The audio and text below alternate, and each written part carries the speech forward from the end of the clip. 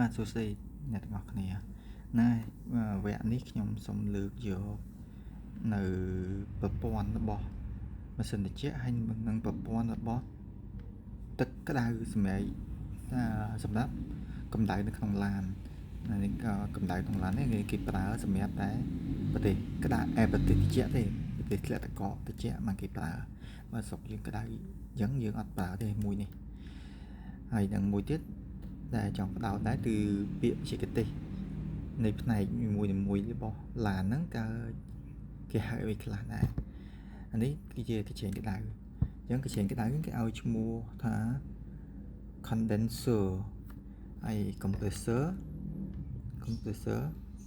នេះ AC bear ខ្សែពានរបស់compressor ម៉ាស៊ីនត្រជាក់ហ្នឹងហើយ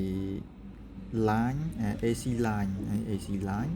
អានេះកញ្ឆេងត្រជាក់ហើយយើងភាសាបច្ចេកទេសឲ្យថា evaporator អានេះកញ្ឆេងក្តៅដែលសម្រាប់កម្ដៅនៅក្នុងឡានសម្រាប់ស្រុកត្រជាក់គេឲ្យឈ្មោះហៅថា heater core ហ្នឹងហើយអានេះបូមទឹកក្តៅដែលទាញចេញពីម៉ាស៊ីន